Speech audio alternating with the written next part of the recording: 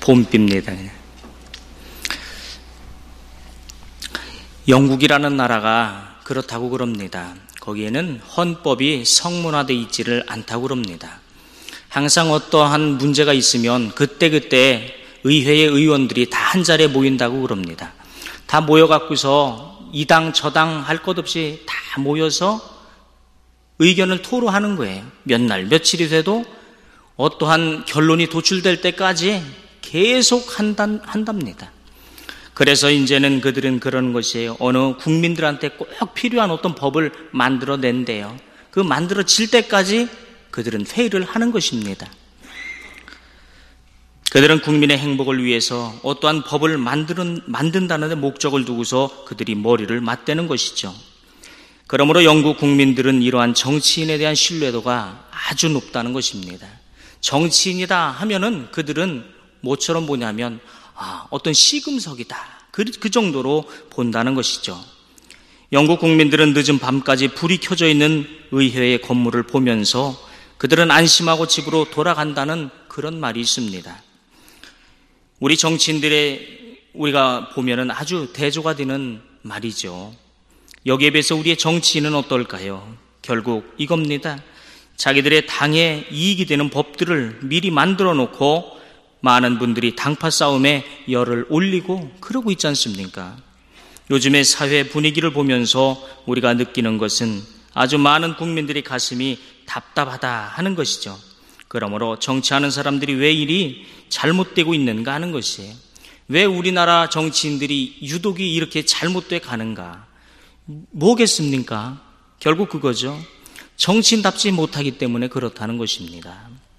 그러다 보니 결국 정치의 논리와 비리에 연루돼 갖고 결국 끝이 안 좋습니다. 정치인들, 경제인들이 끝에 보면은 어떻습니까? 항상 어떤 법하고 꼭 연관돼서 우리나라 말이죠. 꼭 감옥하고 연관돼서 이렇게 말로가 항상 그렇게 공식처럼 가는 거 아니겠습니까? 정치를 어떻게 해야 하는가라는 질문을 누가 공자에게 했답니다. 그랬더니 이 공자가 그런 말씀을 했다고 그래요. 임금은 임금답게, 신하는 신하답게, 아비는 아비답게, 자식은 자식답게 이렇게 말을 하더래요. 마찬가지로 가정에서는요, 아버지다운 모습이 있어야 그는 바른 아버지일 것입니다. 엄마다운 모습이 있어야 또한 바른 엄마일 겁니다. 어젯밤에 그 백지연의 여러분 그거 보셨습니까?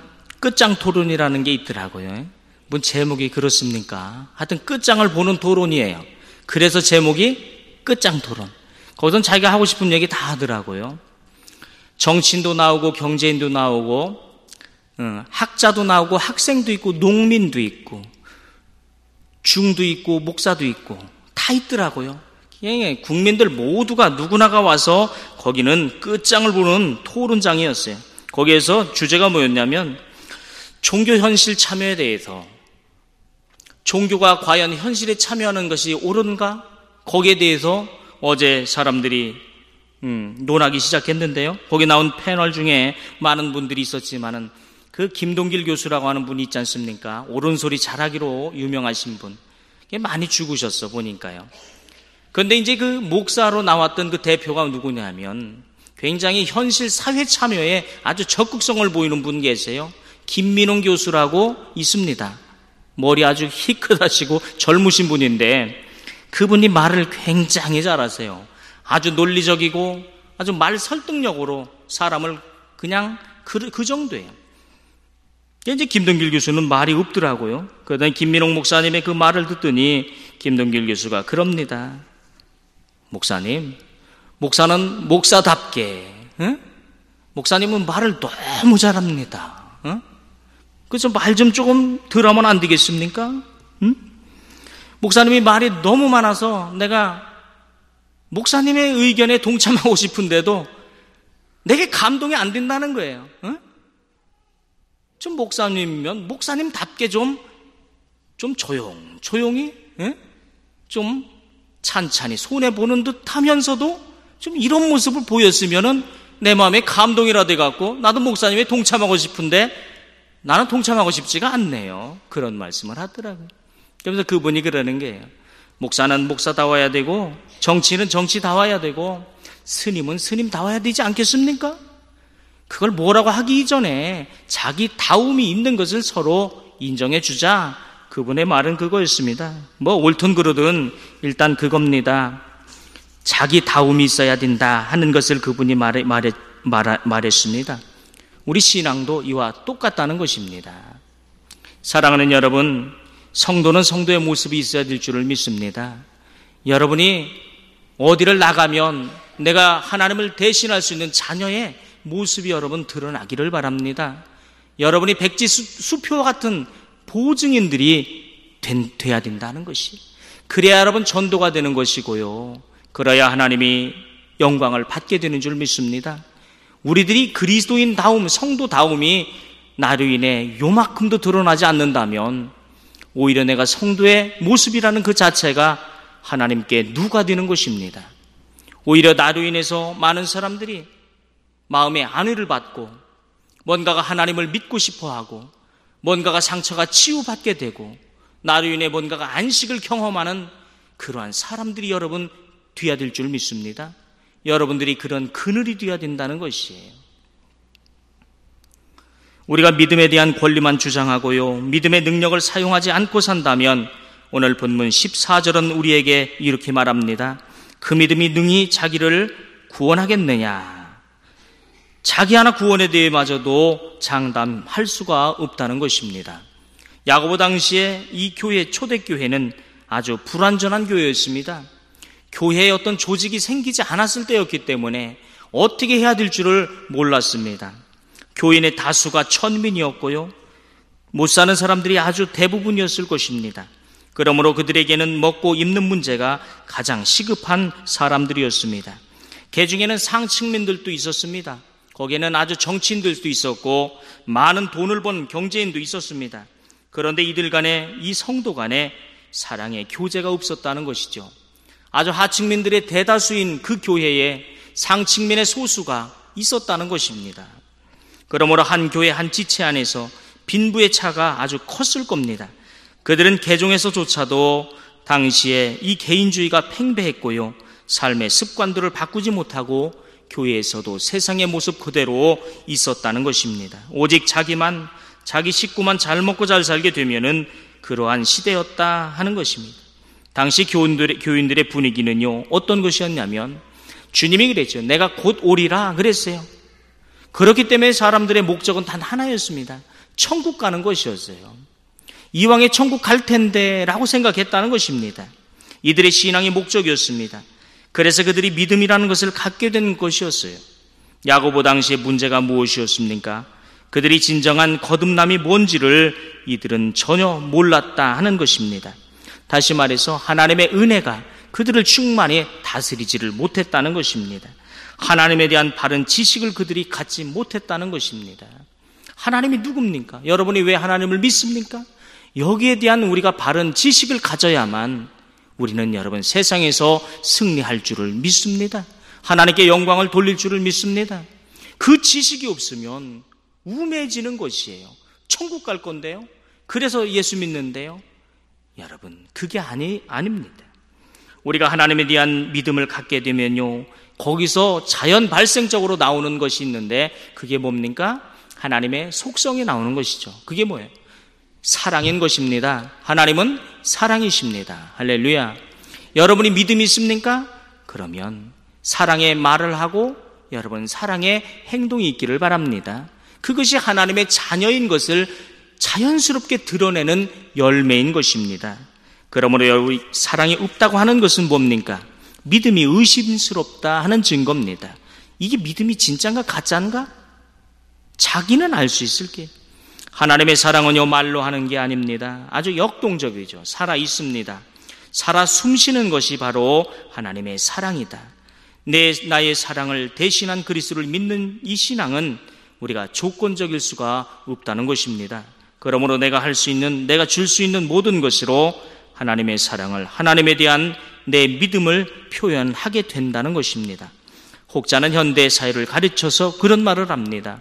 형식만이 존재하는 사회가 됐다 그럽니다. 지금 그렇죠. 많은 분들이 형식만이 존재하는 것입니다. 품이 많이 존재하고요. 그런 것이에요. 내 얼굴 때문에 바로 이런 겁니다. 많은 신앙인들조차도 바로 이 형식주의에 빠져 산다는 걸 우리는 잊어서는 안 됩니다. 내가 오늘 하나님 앞에 여러분 이게 우리 기독교가 있기까지 이 프로테스탄트 지금의 종교 개혁이 시작된 그 모토 중에 하나가 뭐냐면 하나님의 면전 앞에라는 게 있습니다. 여러분 항상 하나님의 면전 앞에 여러분이 서 있다는 것을 잊지 말기를 바랍니다. 형식주의는 누굽니까? 믿음이 없는 것이 하나님이 없는 것처럼 살기 때문에 형식주의에 빠지게 되는 것입니다. 사람을 두려워합니다. 사람의 인정에 목말라 합니다. 그 사람이 나를 어떻게 평가할까? 여기에 목적 두고 산다는 것이죠. 하나님은 무서워하지 않습니다. 여러분, 하나님을 무서워하기를 바랍니다. 하나님을 사랑하는 사람은 하나님을 무서워할 줄도 알고 그분이 사랑의 주라는 것도 알게 되는 것이죠. 그럴 때 우리는 이 땅에서도 하나님의 축복받는 사람이 되는 것입니다. 형식만 존재하는 사회에는 내용이 없습니다. 아무런 내용이 없어요. 진짜로 헌신할 사람도 없고요. 어떠한 진짜로 사랑이 필요한 곳에 사랑의 내용이 없다는 것입니다. 요즘 사람들이 그렇잖아요. 심각한 거 싫어하고, 그렇죠? 깊은 생각 싫어하고, 적당한 거 좋아하는 거예요. 그냥 대충 넘어가면 되는 거죠. 이래서는 안 되죠. 남의 말, 남의 힘든 걸 들어주는 사람 지금 귀하다고 그러지 않습니까? 오죽하면 그럽니다. 돈 주고 상담소 찾아간답니다. 여러분이 상담 자격증 따면 여러분 돈 벌 것 같아요. 지금은 말이죠. 내 말을 들어주는 사람 찾아서 돈 주고라도 간다는 것이죠. 상담사는 뭐합니까? 그냥 가만히 앉아갖고 몇 시간 동안 끄떡끄떡만 해주면 되는 거예요. 그냥. 그래요. 힘들었겠어요? 그렇죠. 그랬어요. 네. 괜찮아요. 그것만 해주면 상담 재고 잘하는 것입니다. 여러분 주위에 힘들어하는 고민스러운 사람, 환난 중에 있는 사람들이 있습니까? 그런 이웃들에게 여러분 이러한 상담자들이 되기 주기를 바랍니다. 이게 여러분 사랑인 것이에요. 누구나 여러분 많은 사람들이 자기의 고민 들어달라고 자기 혼자 다 힘들다고 다 그러죠. 그런 사람끼리 모이면 뭐가 돼요? 다 나만 알아달래. 응? 여러분 남의 아픔을 알아주는 사람이 되기를 바랍니다. 그런 사람이 아주 귀하죠. 그립습니다. 그런 사람이 여러분 하나님의 자녀인 것을 믿기를 바랍니다. 많은 사람이 왜 이런 걸 피합니까? 골치 아프기 때문에 그렇습니다. 나도 힘들어 죽겠는데 더 힘들다는 겁니다. 오직 이거죠. 이성적이고 단편적이고 쾌락적이고 즉흥적인 것들, 그리고 나를 위해 주는 사람들, 그들만을 좋아하는 것이 바로 형식이 존재하는 이 사회를 가리킨다는 것입니다. 그리고 자신의 부족한 내면 세계가 남에게 비춰지는 것에 대해 결코 참지를 못합니다. 누가 나의 프라이버시를 건드리기만 하면 그 근처만 와도 내 자격지심에 나도 모르게 벌컥하고 뭐가 나가요? 디펜스 한다는 방어를 한다는 거예요. 방어하다 보니까 자꾸 남에게 상처를 주는 말을 그냥 내뱉어 본능적으로. 여러분 불쌍한 사람이에요. 노만 빈센트 필이라고 하는 분이 그러죠. 내면 세계의 그 치유라고 하는 책을 쓰셨더라고요. 우리는 치유받은 자들입니다. 우리는 치유받은 자이기 때문에 나에게 그러한 자괴감들, 죄책감들, 이런 것들이 찾아오면 사탄이 그걸 통해서 내 옛 죄의 과거들을 자꾸 파헤치고 있다는 걸 여러분 즉각적으로 알기를 바랍니다. 속아서는 안 된다는 것이죠. 거기에 여러분 즉각 반응하지 말라는 것이에요. 많은 사람들이 이걸 한 번, 두 번 안 해본다는 것이죠. 자기의 기분대로, 성격대로 즉각 본능적으로 나오는 것에 우리는 의지하고 살기 때문에 결코 성격도 안 변하고 성품도 안 변하고 남에게 결코 따뜻한 가슴의 사람이 되어주지도 못하고 감동적인 언어도 못 갖게 되고 그런 것입니다. 내가 나를 쳐서 폭종시키는 것, 내가 한번 참아보는 것, 그러면서 내가 오히려 힘들어서 억울해서 내가 하나님의 면전 앞에 엉엉 울면서 견뎌보는 것, 이런 것이 있어야만 하나님이 나를 치료하시고 나에게 은혜 베푸시는 것을 내가 그때 경험하게 되는 줄 믿습니다. 여러분이 그러한 실천이 있기를 바랍니다. 그래야 내 성품이 변하고 내 믿음이 진보가 있게 되는 것입니다. 이 시대의 문제가 뭡니까? 많은 사람들이 바르게 사는 것에 대한 진지한 자기의 반성과 성찰을 잊고 산다는 데 문제가 있는 것입니다. 그리스도인은 믿음으로 구원 얻은 자들입니다. 그러므로 그 믿음은 구체적인 구원의 증거들을 우리가 확보해야만 된다 하는 것입니다. 우리 믿음의 증거가 무엇입니까? 이웃에 대한 사랑으로 표현해야만 한다는 것을 여러분 믿기를 바랍니다. 여러분이 하나님을 어떻게 사랑합니까? 어떠한 믿음의 증거가 있어야 된다는 것이죠. 주님이 그랬습니다. 선지자들의 온 모든 강령들이 뭐였느냐? 하나님을 사랑하는 것이었다. 또한 뭐가 있느냐? 이웃을 네 몸처럼 사랑하라 하는 것이다. 여러분, 이게 소중하다고 하는 걸 우리가 놓쳐서는 안 됩니다. 어떤 한 율법사가 그랬다고 그러죠. 주님을 시험하려고 그랬습니다. 선생님, 내가 뭘 해야만 내가 영생을 얻겠습니까? 그래요. 그 사람이 모르면서 그 질문을 했겠습니까? 아니에요. 다 알면서 주님을 시험하려고 그 질문을 했다고 성경은 말하죠. 그때 주님은 이렇게 말합니다. 율법에 뭐라 기록되어 있느냐? 그러니까 자기를 자랑하려고 즉각 자기가 너무도 잘 알고 있는, 외우고 있는 말씀을 외치죠. 네, 하나님을 사랑하고 내 이웃을 내 몸같이 사랑하라, 이렇게 되어 있습니다. 옳도다. 이를 행하라. 그 율법사는 자기를 옳게 보이려고 또 질문을 이렇게 했다고 합니다. 그러면 내 이웃이 누굽니까? 왜요? 이 사람은 예수를 옳가매려는 작전을 쓰고 있는 거예요. 자기의 이웃이 누구예요? 저 더러운 자기의 혈족과도 혼혈족 같은 저 사마리아인이 내 이웃이 되겠습니까?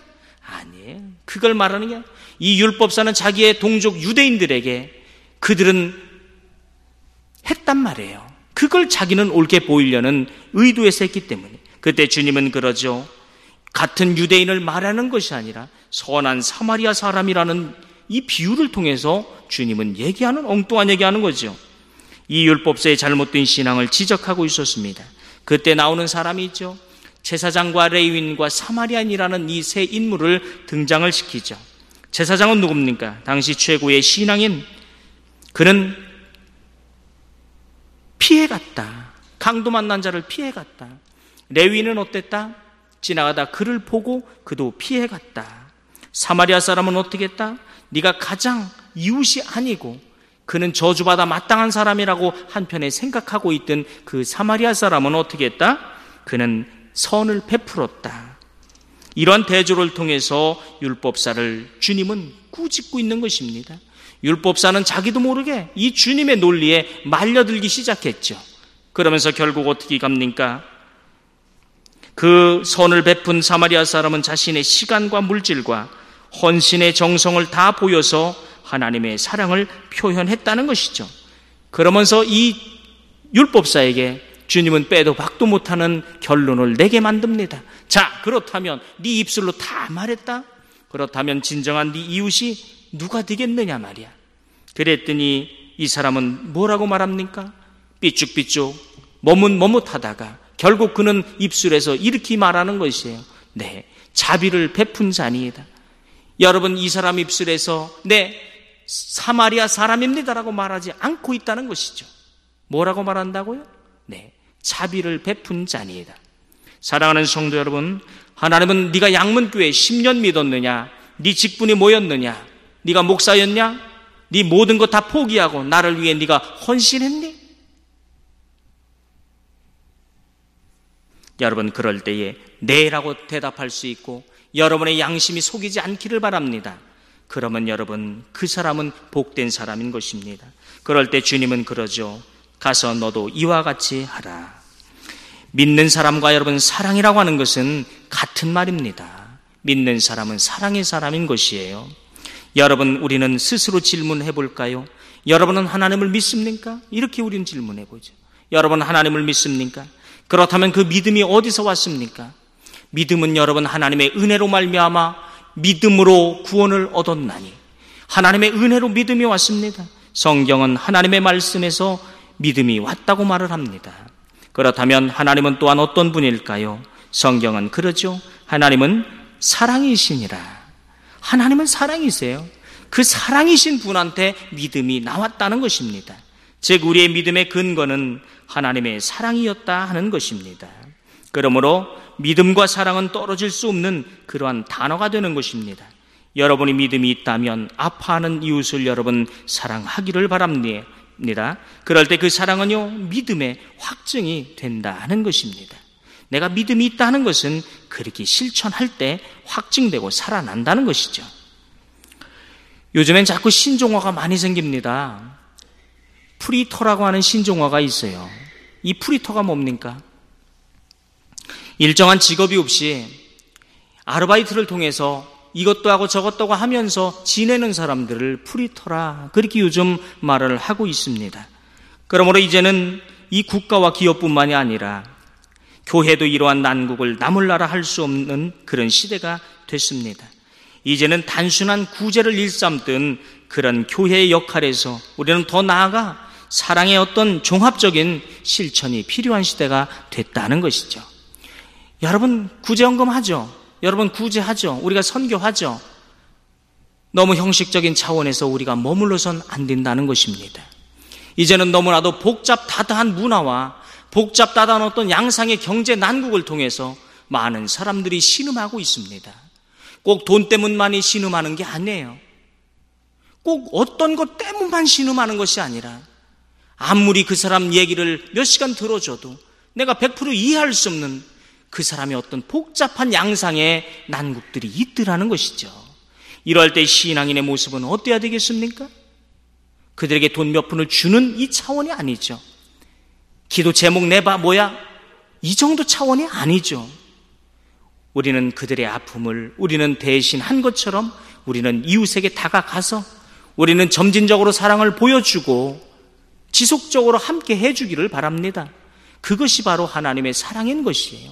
우리는 한 번으로 끝나는 이 사랑의 모습들, 이것은 여러분 진정한 사랑이 아닐 것입니다. 계속적인 지속적인 관심, 그 아파하는 모습, 그게 주님의 사랑인 것을 믿기를 바랍니다. 그러므로 여러분의 실제적인 기도와 함께 하나님의 지혜를 구해야 할 것입니다. 이제 교회와 성도는 그들을 어떻게 도울 것인가에 대해서 진정한 고민을 해야만 되겠습니다. 로마서 5장 8절에 보니까 하나님의 최고의 사랑의 확증이 예수 그리스도의 십자가 사건이었다, 이렇게 말했습니다. 하나님은 인류를 사랑했습니다. 이 사랑의 증표가 자기의 독생자 예수를 십자가에 못 박는 구체적인 이 행동으로 우리에 대한 사랑을 보이셨다고 성경은 말을 합니다. 그러므로 이 사랑을 믿는 우리들은 구체적인 헌신으로 이 사랑을 이 땅에 나타내야 될 것입니다. 우리의 믿음이 잠자고 능력을 발휘치 못하는 이유가 교회가 영적인 것들에 대한 그런 지지와 비전이 부족하기 때문인 것입니다. 교회에서는 영적인 것들을 우선시 되어야만 될 것입니다. 교회에서는 영적인 것들이 우선시 되어야 돼요. 성령이 역사하는 것이 우선시 되어야 된다는 것입니다. 눈물로 기도하는 사람들, 이름도 빛도 없이 헌신 봉사하는 사람들, 남을 높여주는 사람들, 이런 사람들 여러분 인내하면서 하나님의 영광을 위해 쓰임받길 갈구하는 사람들, 이런 사람들이 교회에 많아야 될 것입니다. 그리고 이런 성도들이 교회에서 또한 우선시 되어야만 할 것입니다. 그래서 교회가 영적인 분위기로 체질이 바꿔줘야만 하나님의 역사가 일어날 줄 믿습니다. 하나님에 대한 뜨거운 가슴이 없는 그런 가정, 교회, 사회는요 비전이 없습니다. 무엇보다 하나님의 교회와 성도의 가슴에서는 뜨거움이 있어야 될 것입니다. 열정이 있어야 된다는 것이에요. 열정이 없으면요 불이 사르질 못하는 것입니다. 잘못된 확신조차도 여러분 열정 없는 오름보다 낫다는 거 여러분 아십니까? 왜 많은 사람들이 이단에 빠져서 저렇게 허덕일까요? 어떤 사람이 그랬다고 그래요. 왠지 아십니까? 저는 여기가 이단인지 압니다. 근데 내가 교회를 갔을 때 당신들은 내 아픔을 이해하지 않았습니다. 내가 여기 왔을 때 이 사람들은 날 이해해줬고 받아줬습니다. 최소한 나를 위해 이들은 열정을 보이고 관심을 보이고 있습니다. 그래서 나는 이곳이 좋습니다. 여러분, 우리는 회개해야 될 것입니다.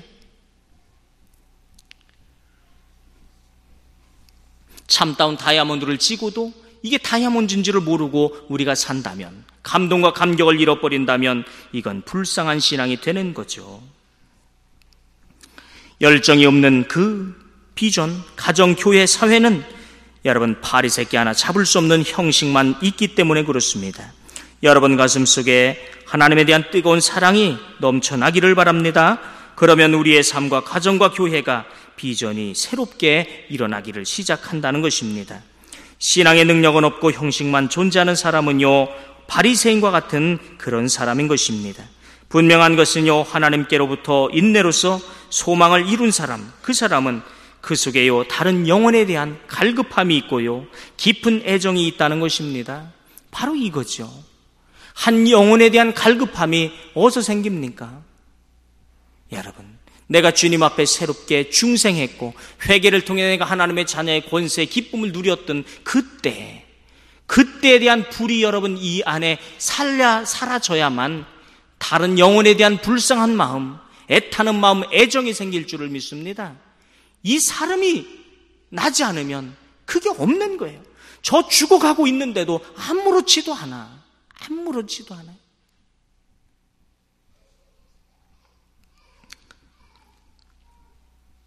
다른 사람에게 영향 끼치는 사람이 누굽니까? 열정이 있는 사람이죠.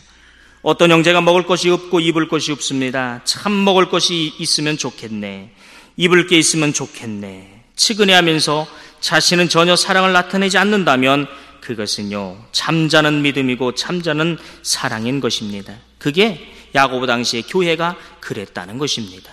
그러므로 우리의 가정과 우리의 직장, 온전치 못한 나의 삶들이 변화되기를 원한다면요, 내 안에 있는 살아있는 믿음을 움직여야만 하는 것입니다. 행동해야 합니다. 행동할 때 믿음의 증거를 보여줍니다. 그것은 하나님의 은혜고 성령 충만인 것입니다. 제가 21살 때 저희 와이프 만나기 전에 저도 아가씨를 만났습니다. 안 만났을 것 같죠? 2명을 만난 적이 있습니다. 만났는데요, 제가 얼마나 바보입니까? 모르더라고. 여자도 몰라. 오직 예수밖에 몰랐으니까요. 여자도 모르고, 그렇다고 뭐 신앙이 뭐 어떤 깊은 것도 아니야. 그냥 하나님이 뜨거움만 줘갖고 막 그냥 파닥파닥하는 믿음이지 성숙된 믿음이 아니었다는 것이죠. 바리새인 같은 믿음이더라고요. 그게 보니까. 저는 분명 하나님을 뜨겁게 사랑했습니다. 어떤 좋은 자매와 사귐이 있었는데요, 그 자매가 저한테 이렇게 말합니다. 전철에서 도움을 청하는 사람들이 자기는 불쌍하지 않니? 나보고요. 제가 뭐라고 했겠습니까? 저는 굉장히 똑똑했걸랑요. 난 불쌍하지 않아. 왜? 그걸 알았걸랑요. 그 사람들 배후에는 저 깡패들이 있어갖고 저 사람들을 저렇게 돈 벌어오게 한대. 누가 그런 소리를 하더라고요. 그냥 난 그렇게만 믿고 있는 거죠. 그러니까 그 소리 듣고 나서 저는 항상 돈을 넣었었는데 저는 안 넣었어요. 제가 이런 사람이 되더라고요. 제가 예수를 믿고 하나님의 사랑으로 저는 이유도 없이 항상 했었다고요. 근데 누군가가 그 말을 듣고 난 이후에 저는 안 하게 됐어요. 왜? 그 깡패들을 좋은 일 시킬 일이 없었어요. 그래서 안 했죠. 그 자매가 저한테 그 질문을 했을 때 저는 그랬어요. 그 짓해서 남들이 다 뺏어가는데 그거 왜 줍니까? 그랬어요. 그랬더니 그 자매가 저한테 붙어 있었겠습니까? 떠났겠습니까? 떠났어요. 제가 차임을 당했다고요. 몇 년이 지난 후에 제가 신학을 하면서 교육전도사로 갔을 때 또 어떤 자매와 어떤 식사할 기회가 있었습니다. 그 자매는 식사를 대접하는 중에 이런 말을 합니다. 자기는 가난한 사람들을 도저히 이해할 수가 없다는 것입니다. 어머나, 또 그 아가씨가 완전 딴판 얘기를 하는 거예요. 자기는 이해할 수 없대요. 그 자매는요, 아주 잘 사는 자매였어요. 압구정동에서도 아주 잘 삽니다.